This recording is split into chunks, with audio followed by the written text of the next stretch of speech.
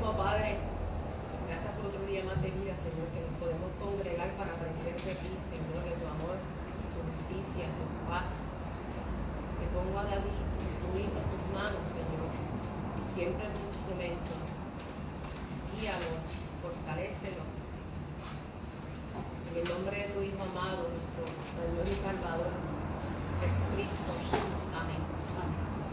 Amén. Hermano, que el Señor le bendiga. Amén. Hermano, que el Señor le bendiga más. Amén. Estamos de fiesta hoy con Jesús, ¿verdad que sí? Gloria. Porque Él ha sido bueno y ha sido maravilloso. Ha sido una semana gloriosa. Vamos a buscar la palabra de Dios en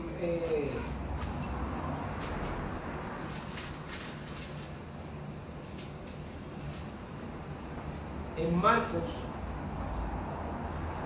capítulo 1. Marcos capítulo 1. Y vamos a leer el verso 40 y el 41. Vamos a darle unos minutitos en lo que lo consiguen en las Biblias, a los hermanos que siempre se conectan a través del internet. Esta es la Iglesia Bautista de Rolling Hills. Aquí hay un escaño, una silla preparada para usted. Cuando usted sienta venir acá, aquí está su casa, aquí está su hogar. Así que no se preocupe, que en algún momento el Señor lo va a traer aquí. ¿Cuántos dicen amén a eso? Amén. Amén. Marcos capítulo 1, versos 40 y 41, vamos a estar leyendo de la versión Reina Valera de 1960, y dice la palabra de la siguiente manera, dice: vino a él un leproso rogándole, e hincada la rodilla le dijo: si quieres, puedes limpiarme. Y Jesús, teniendo misericordia de él, extendió la mano y le tocó y le dijo: quiero, sé limpio. Que el Señor añada bendición a su santa y divina palabra. Mire, hermanos, esto es uno de estos versos maravillosos, pero también tengo que decirles, ¿verdad? A veces tenemos que ir un poquito más allá. La Reina Valera en este pasaje dice: si quieres puedes limpiarme, pero una traducción más exacta, ¿verdad? Se ha encontrado, de acuerdo a las ¿verdad? Los estudios lingüísticos que se ha hecho, que realmente lo que este leproso le dijo a Jesús es: si quieres puedes sanarme. Porque la limpieza era un concepto judío que era más política, social, que teológica. Y Dios no vino a limpiar a nadie, vino a sanar a la gente. Porque no es lo mismo que usted le limpie una herida a que se la sane. Entonces tenemos que tomar esta importancia. También les tengo que decir que buscando, ¿verdad?, en los diferentes comentarios bíblicos y fuentes bíblicas, hay manuscritos donde aquí dice que Jesús se molestó, no con el leproso, sino una molestia en cuanto al trasunto religioso y a los impedimentos que se le ponían a las personas que estaban enfermas a ir a buscar sanidad. Se supone que al templo uno va a buscar sanidad, pero sin embargo el templo estaba cerrado para los que estaban enfermos. Solamente los que estaban sanos podían entrar al templo, y esto es bien importante que lo tengamos, porque la Iglesia Bautista de Rolling Hills es un hospital abierto a todo el que esté enfermo y quiera venir a ser sano. Si usted está buscando un club de santidad y de sanidad, usted se puede ir a otra iglesia. Aquí, esto es una iglesia que está llena de doctores y de enfermeros que están dispuestos a atender la necesidad de la persona que entre con la enfermedad del pecado. ¿Cuántos dicen amén? Amén. Amén. Mire, este sermón llevo toda la semana, y le voy a decir una cosa. Este sermón, quien le puso título, escuche bien esto, quien le puso título a este sermón fue Sonia. Aunque yo discutiendo ciertas cosas del sermón la llamé Pues yo sé que a ella le apasiona todas estas cosas. Y ella fue la que en un instante de conexión directa con el Espíritu Santo me dio el título de este sermón. Y el sermón se titula Todos tenemos remedio. Escucha bien, todos tenemos remedio. Mire bien la historia. La palmera datilera de Judea, escuche bien, era una especie de palma que produce dátiles de la mayor calidad y que era uno de los productos de exportación de mayor importancia para la región de Judea en los tiempos bíblicos.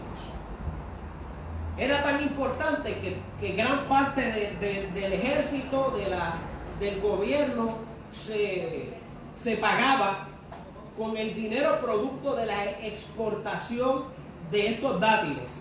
Dice la historia que de entre los dátiles eran los más jugosos, tenía propiedades alimentarias excelentes. Podemos encontrar diferentes tratados en diferentes culturas, no tan solo la cultura hebrea, ni en las culturas semíticas, ¿verdad? Pero en la cultura egipcia, la cultura romana, en las diferentes culturas del área, datos acerca de medicamentos que se fabricaban con estos dátiles. O sea, eran importantes para la economía, pero eran importantes porque también eran medicinales y eran alimentarios.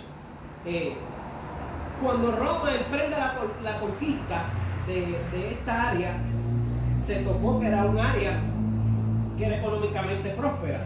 Y ellos rápidamente identificaron que una de las fuentes de riqueza de aquella época, de aquella área, era la exportación de estos frutos. Así que empezaron una campaña sistemática para exterminar la palma de Judea. Roma empezó a conquistar y empezó a destruir cuanta palmera de Judá se encontraron, y de esta manera desestabilizar la economía de la región y acelerar la rendición de las ciudades de la época. Luego de la caída de Roma y durante la época de la conquista musulmana y de las cruzadas, los árabes y los cruzados quemaron todos los árboles que quedaban, terminando así con el último ejemplar de este importante cultivo hace alrededor de 2000 años. Los biólogos durante todo el siglo XX infructuosamente intentaron conseguir un ejemplar de la palmera de Judea y por consiguiente, al no encontrarla, la declararon extinta. Pero corría el año 1963 cuando un arqueólogo de nombre Yigael Yadin, excavando en las ruinas de la fortaleza de Masada, encontró semillas escondidas en un jarro de barro. Se determinó que aquellas semillas pertenecían a la extinta especie de la palmera datilera de Judea, pero permanecieron por más de 50 años guardadas en un cajón oscuro en el seno de un museo en Israel. En el año 2005, la botánica doctora Elaine Soloway se interesó por las semillas, así que se llevó algunas de estas y las sembró, utilizando un proceso de rehidratación lenta, y para su sorpresa, una de estas semillas, escúchalo bien, germinó, dando a luz la primera palmera datilera de Judea en más de 2000 años. Ahora bien, al examinar genéticamente la palmera, los biólogos supieron que era una palmera macho. Para que ustedes sepan, las plantas también tienen sexo. Hay plantas machos y hay plantas hembras. Y para usted reproducir una especie, usted necesita ambos ejemplares. Dice, al percatarse de que esta palmera era macho, le pusieron por nombre Matusalén. ¿Oíste eso? Que le pusieron por nombre Matusalén a la palmera. Porque vivió tantos más años que el mismo Matusalén. Y entonces, esta botánica, una amiga de esta señora, una botánica llamada Sarah Salon, al enterarse, ¿verdad?, que ella le dijo, empezó a llamar a los diferentes arqueólogos que habían estado excavando esta región de Israel y encontraron que en las cuevas de Qumran, ¿te acuerdas? Donde se encontraron los rollos del Mar Muerto, también habían encontrado varias jarras con semillas de esta palmera, y que en las jarras estaban identificadas como que eran de la palmera de Judá. O sea que no cabe duda que esta es la palmera que se estaba buscando por 2000 años. En el 2011, estas dos científicas sembraron algunas de aquellas semillas y lograron que germinaran varias palmeras latileras de Judea. Palmas que al estudiarlas se descubrió que eran machos y hembras también. Y las nombraron con nombres bíblicos. Le pusieron a una Jonás. Me imagino que esa fue que vino a lo mejor la encontraron allá en un museo británico, porque usted sabe que donde quiera que hay un encuentro arqueológico, los británicos se lo llevan. Adán le pusieron a otra. Judith, Uriel, Boaz y Hannah. En el 2017 los árboles ya producían flores, así que con toda la esperanza polinizaron la palmera de nombre Hannah con el polen de Matusalén, y ya para el año 2018 germinaron los primeros frutos. Hoy en el 2023 tenemos nuevas palmeras producto del amoroso trabajo de estos dedicados científicos guiados por la mano de Dios para regalarnos de nuevo la palmera datilera de Judea. Miren, hermanos, la palmera datilera de Judea, al igual que muchos de nosotros, hemos sido desechados por la ciencia, por la sociedad, por la política y por la mismísima religión, porque habían determinado que no teníamos remedio, que nos encaminábamos a la extinción. Pero en el momento más improbable de la historia, igual que los científicos revivieron a la palmera de Judea, Jesucristo nos revivió, nos limpió y nos sanó. Gloria a Dios por su misericordia. Miren, muchas veces, igual que la palmera datilera de Judea, e igual que el leproso, vivimos de rodillas ante el mundo y ante el pecado. Yo le voy a decir una cosa a ustedes tienen que entender este principio. Usted está alambrado de fábrica para adorar a alguien. Usted o adora al mundo o adora a Cristo. No hay otra. Usted es esclavo del mundo o siervo de Dios. No hay otra. Así es que funciona el universo. Así funcionaba cuando Adán y Eva, y así funciona en el siglo XXI. En este capítulo 40 vemos cómo este leproso, dice la palabra que vino de rodillas ante Jesús. ¿Usted sabe por qué? Porque ya él estaba de rodillas. Lo que pasa es que había pasado su vida de rodillas ante el mundo. Había pasado de rodillas mendigando, había pasado toda su vida viviendo de remedios, de remiendos.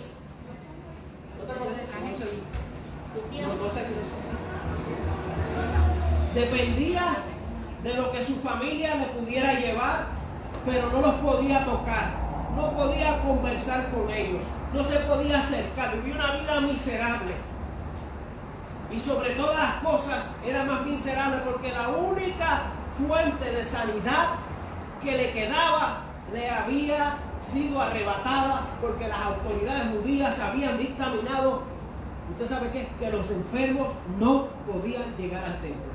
O sea que para esta persona no había expiación de pecados, no había sanidad, vivía en un mundo desesperado. Dígame usted si eso no es vivir de rodillas ante el mundo, y si usted vive de rodillas ante el mundo es porque usted adora al mundo. Adoración forzada, seguro que sí. Porque usted sabe que, a diferencia de Jesús, el mundo le va a poner la espada en el cuello y lo va a hacer usted arrodillarse. Jesús le permite a usted arrodillarse voluntariamente. Y esto es un concepto que usted tiene que entender, que cuando venimos de rodillas ante Jesús, empiezan a pasar cosas en nuestra vida.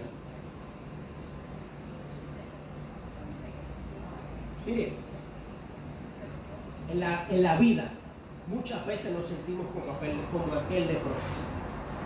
El pecado nos acusa, la sociedad nos desprecia y hasta la familia nos da la espalda.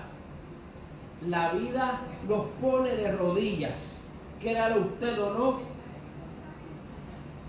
Usted y yo en algún momento estuvimos de rodillas ante el mundo. Usted y yo obedecíamos al mundo y la lepra del pecado nos separaba de la felicidad y de la salvación. Pero si te sientes de esa manera, tengo una buena noticia. Tengo una buena noticia. Acabo de ahorrar mucho dinero cuando me cambié a Geico.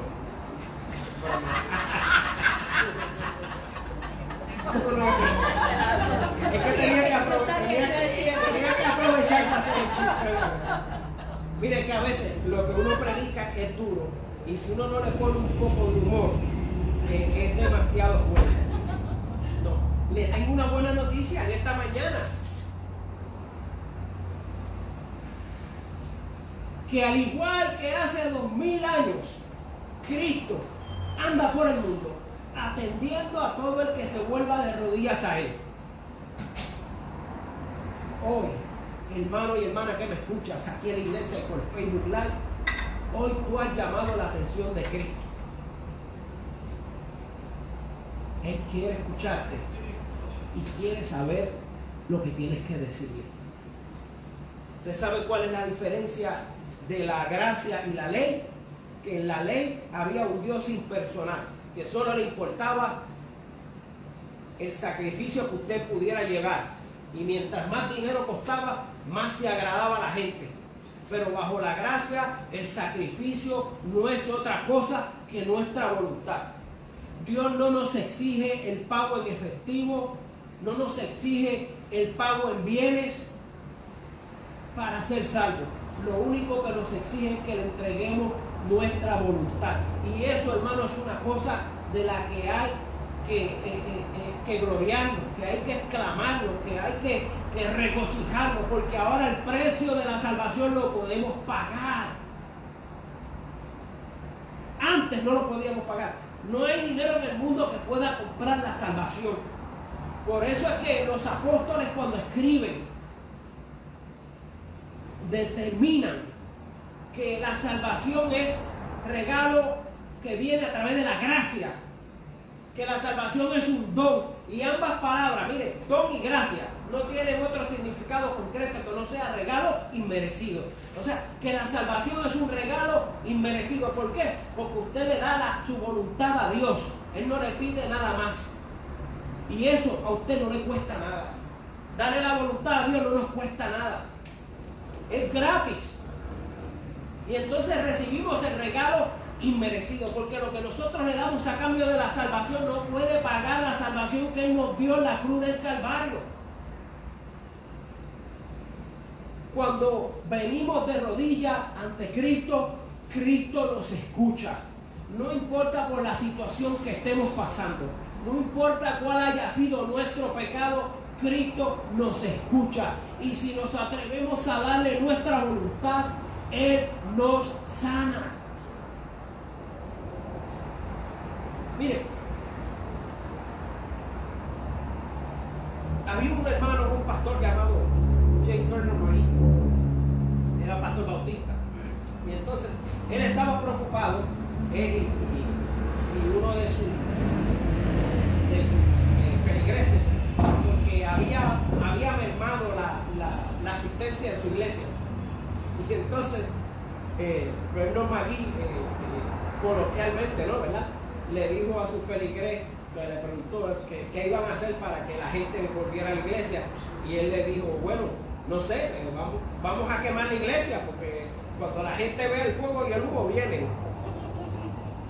Entonces, ¿verdad?, ellos se rieron del chiste, como nos reímos nosotros acá del chiste de Geico, y lo dejaron ahí, y varias semanas después hubo aparentemente un cortocircuito en la iglesia y se empezaron a quemar uno de los salones, y el fuego y el humo se veía por toda por toda la ciudad, y entonces todos los periódicos y los noticiarios cubrieron el evento, tiraron fotos, toda la semana hubo reportajes acerca del fuego que había ocurrido en los salones de la escuela bíblica de la iglesia, y usted sabe qué, que por los siguientes 2 años la iglesia se llenaba los domingos. Mire, a veces nuestra vida está en fuego, y la sanidad que Dios va a hacer en el fuego que la gente vio va a hacer que otra gente venga, porque usted puede pensar, usted está ardiendo en el pecado, pero créame que hay alguien que está ardiendo más que usted. Y cuando esa persona vea que Dios con su agua del Espíritu apagó el fuego del pecado y lo hizo una criatura nueva, esa persona va a querer lo que usted tiene también. Así de magnífica es la gracia de Dios. Miren, todos tenemos remedio. Aquel leproso había vivido al margen de la sociedad, apartado de toda posibilidad de salvación, no lo dude.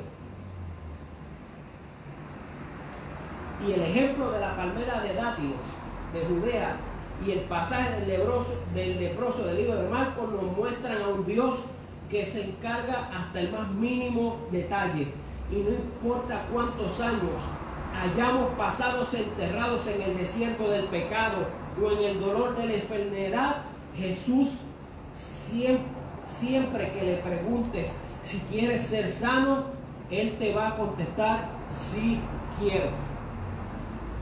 Escúchalo bien, Él siempre te va a contestar: sí quiero.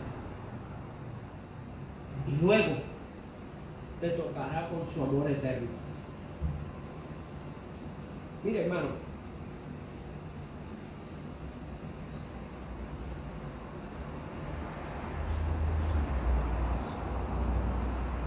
si me pedí una nota, no sé, me la puse, yo estoy medio segatón ya.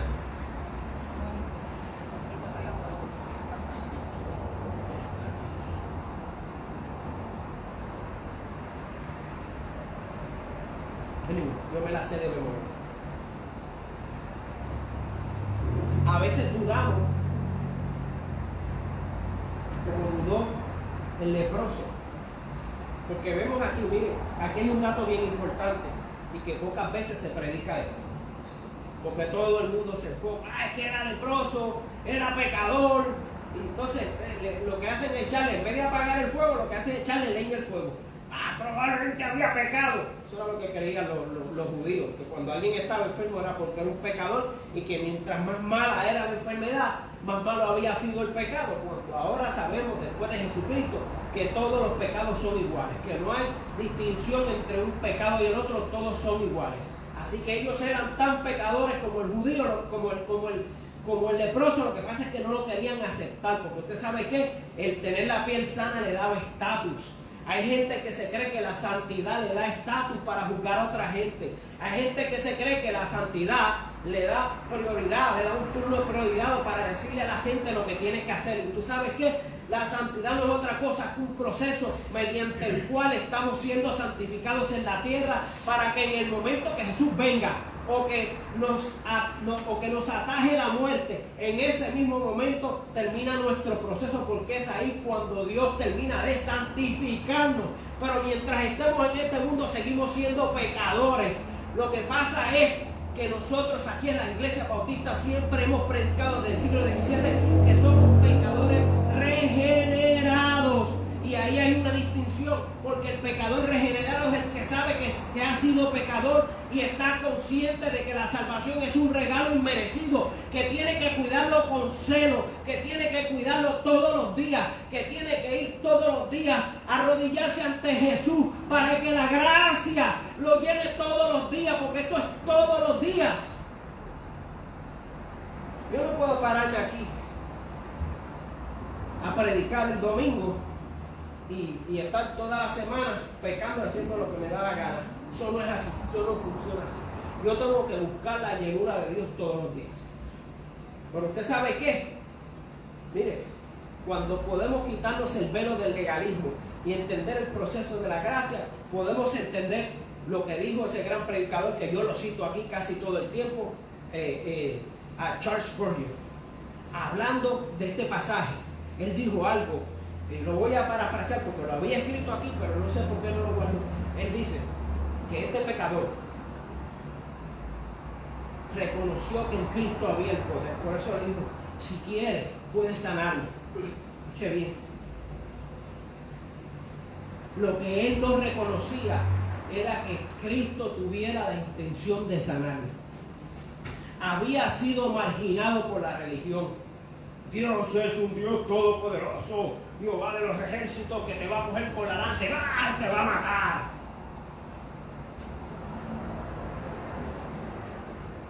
Él no conocía al Dios misericordioso. Él conocía de un Dios de ejércitos y de batalla, pero no había conocido un Dios que se preocupaba íntimamente por él, porque para él Dios era un viejito de barba sentado en un trono con un látigo, con una espada y severo ante el pecado, cuando en realidad Dios es un Padre amoroso que sí le molesta el pecado, pero puso un proceso que se llama gracia para que el pecador, para que usted y yo podamos venir a él de rodillas y al darle nuestra voluntad de él limpiarnos a través de la sangre de Jesús. ¿Cuántos dicen amén? Amén. Dice,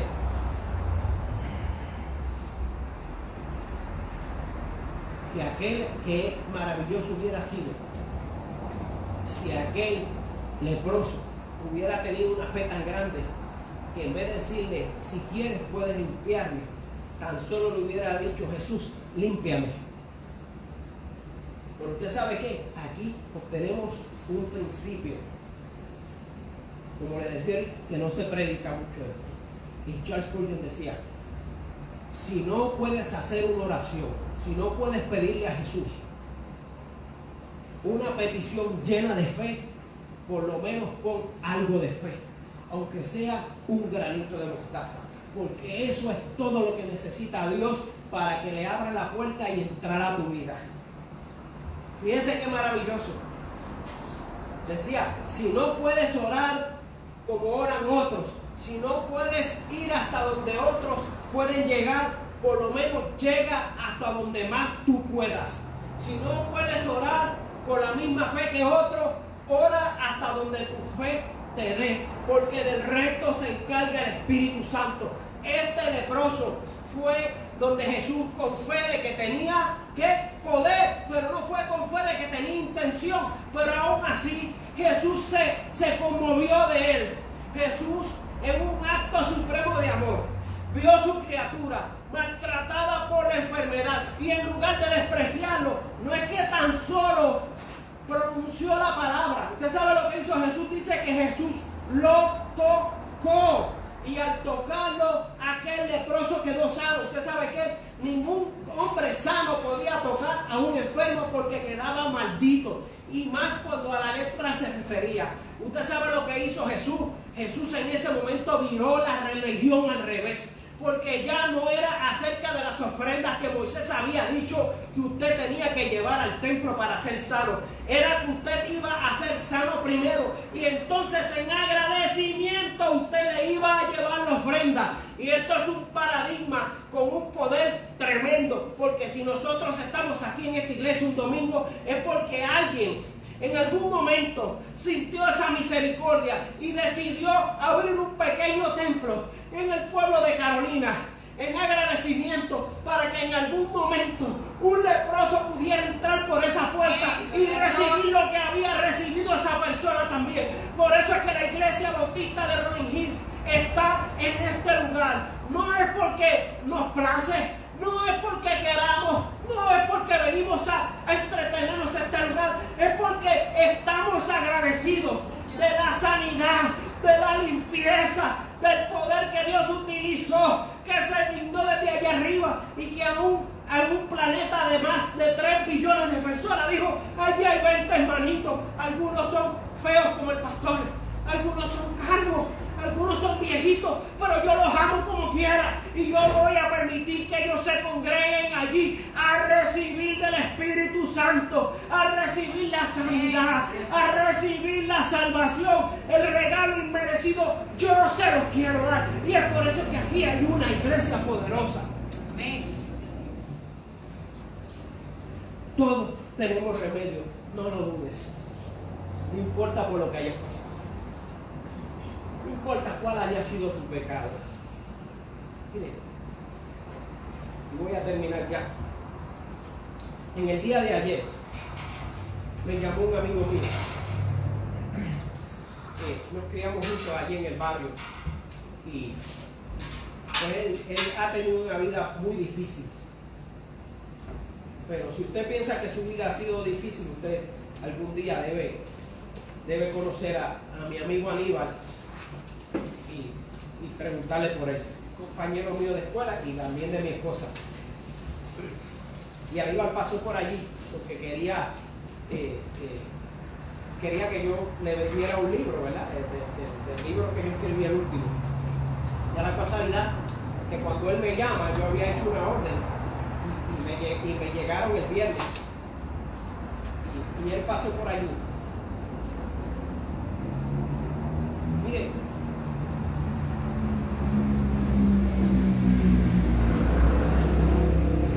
Aníbal conoce este concepto de la gracia merecida, porque a pesar de sus pecados y a pesar de su vida sufrida, a pesar de que la sociedad desde muy joven lo marginaba, a pesar de que el gobierno los marginaba, estas fueron personas que en un arrebato el gobierno decidió vender el lugar donde ellos vivían y después de vivir toda una vida en un lugar, tener que mudarse a otro lugar forzado. Esa es la cosa más horrible que uno pudiera experimentar, tener que dejar todos tus amigos, todos tus familiares a mudarte a un sitio lejos donde tú no conoces nada. Eso es una cosa horrible, y tener que pasar por humillaciones toda su vida.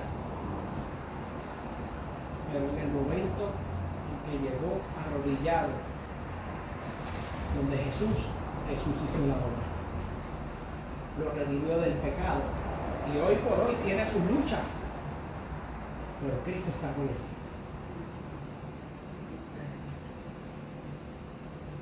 Ayer hablaba con un hermano de crianza que yo tengo, con Marcos, y él me decía lo orgulloso que estaba, que su hija, ella va a una iglesia que tiene un canal de televisión, y hay ciertos días a las 10 de la mañana donde esa niña de apenas 18 o 19 años tiene un programa de 1 hora donde ella habla de su experiencia como cristiana y de cuán grande ha sido Dios con eso. Entonces él dice, si Dios me pudo sacar del basurero, de la droga y del pecado y darme una hija que predica la palabra, Dios lo puede hacer con cualquiera, porque todos tenemos remedio. No importa lo que te haya dicho la gente, no importa lo que te haya dicho el gobierno, la sociedad, no importa lo que te haya dicho el médico. Lo que importa es lo que Jesús te dijo.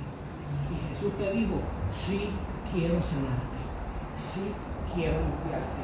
Si algo tú te vas a llevar de este mensaje para tu casa, es que no importa la situación, no importa tu pecado, lo que hayas atravesado, lo que estés atravesando. Y cito las palabras de nuestra hermana Sonia Marcano, todos tenemos remedio. Vamos a ponernos de pie. Alabado sea el nombre de Jesús. Elba, si puedes pasar por acá, y los diáconos.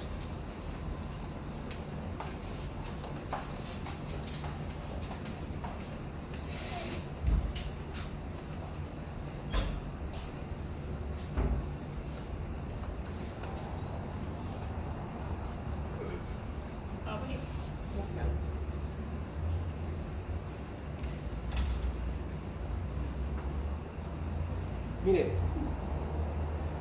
nosotros como bautistas creemos en 2 ordenanzas que nos dejó nuestro Señor Jesucristo. La primera es el bautismo en las aguas, y eso es lo que nos da nuestro nombre denominacional de Iglesia Bautista. Nosotros creemos en el bautismo en las aguas. Creemos que el bautismo es un testimonio personal donde el creyente le dice al mundo que cree en un Cristo vivo y de poder. La siguiente ordenanza es la Santa Cena. Porque el mismo Jesús, en su último día de libertad, pudo haber hecho muchísimas cosas, pero decidió sentarse a la mesa con sus discípulos y explicarles que de ahora en adelante, cuando tomaran la cena, estarían rememorando su muerte, su resurrección, y que en algún momento Él va a regresar por nosotros. Lo hacemos en comunidad. La Santa Cena es una cosa que se hace en comunidad porque también es un testimonio al mundo de que esperamos a nuestro Mesías, aquel que nos dijo si quiere. Así que vamos a esperar que los diáconos repartan los elementos y nuestra hermana Elba nos va a entonar un himno.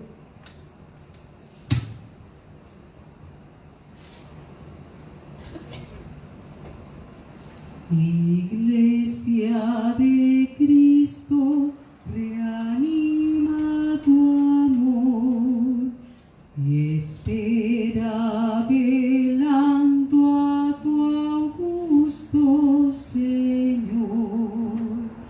Jesús el esposo vestido de honor, viniendo se anuncia con fuerte clamor. Si falta en algunos el santo fervor, la fe sea de todos el despertador. Velad, compañeros, velad sin temor, que está con nosotros el Consolador. Quien sigue la senda del vil pecador, se entrega en los brazos de un sueño traidor. Mas para los siervos del buen Salvador,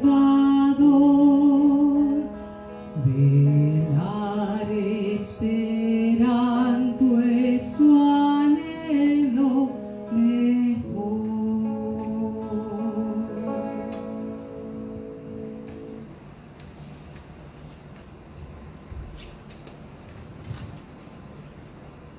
Nosotros también, como bautistas, creemos que el pastor es el feligrés que predica los domingos. Por lo tanto, los diáconos no les sirve, además de servirle la cena al pastor, pero el pastor se la sirve a los diáconos. Por eso se hace abajo del altar, porque creemos que el único que está en el altar es Dios y su palabra, y nosotros todos estamos bajo la jurisdicción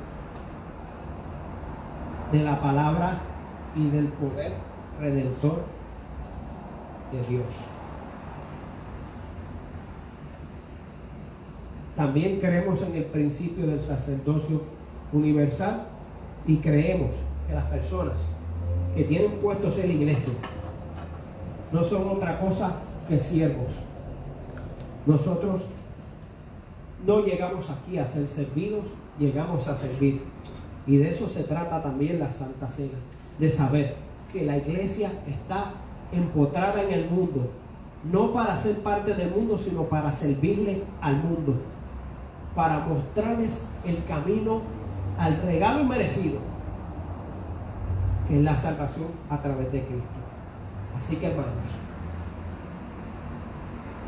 en ese último día y esa última noche, dice la palabra que Jesús tomó el pan y lo partió y se lo sirvió a sus discípulos y les dijo: este es mi cuerpo, que por vosotros, por ustedes, será sacrificado en la cruz. Cuando coman de este pan, recuerden que mi cuerpo será partido, que seré humillado en la cruz por sus pecados. Pueden comer el pan.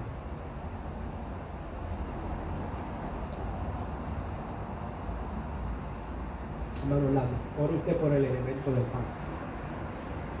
Padre, te damos gracias. En este momento la ingesta del pan, Señor, siguiendo tu enseñanza, hemos partido y hemos comido, sabiendo que tú diste todas las partes de tu cuerpo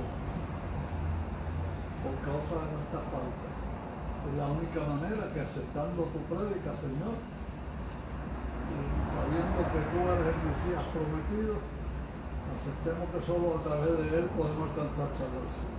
Gracias te damos, Señor, en el nombre de Jesús, te decimos amén.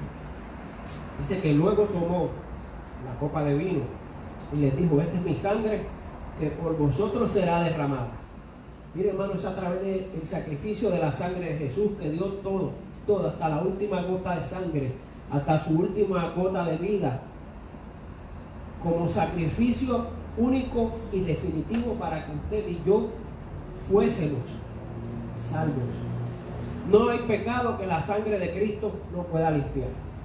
Así que no importa lo que haya sucedido, sea usted consciente de que cuando usted toma esta copa, usted está aceptando de que Cristo le va a limpiar. Hay iglesias que le dan otro significado a esto, le dicen que si usted se toma la Santa Cena indignamente, usted se va a morir. Mire, la única manera que usted se tome una Santa Cena indignamente es que usted lo haga por hipocresía o que usted no cree en Cristo. Si usted cree en la sangre de Cristo, usted siempre va a estar habilitado para tomar esta cena. ¿Usted sabe por qué? Porque la iglesia no es quien invita a la Santa Cena. Señor, Quien invita es el Padre. Y si usted siente el llamado en el corazón de tomarla, tómela. Porque el Señor está esperando a que usted le diga: si quiere, puede salvarme. Así que tomemos de la copa, hermanos. Hermana Aurea, usted ore por el elemento del vino. Señor, te damos gracias por este sacrificio tan bello, Señor. Y por tu amor, bendice este vino en representación de tu sangre. En el nombre de tu Hijo amado Jesús, que derramó nosotros. Amén. Y Jesús dijo: haced esto en memoria de mí hasta que yo vuelva por ustedes. Así que creemos que Jesús va a regresar por nosotros, y decimos, como dijeron los discípulos ese día: Maranata, que sea el nombre del Señor glorificado. Amén. Así que ha llegado el momento de orar por las peticiones. Si alguien tiene unas peticiones, a los hermanos de Facebook, vamos ya a despedirnos de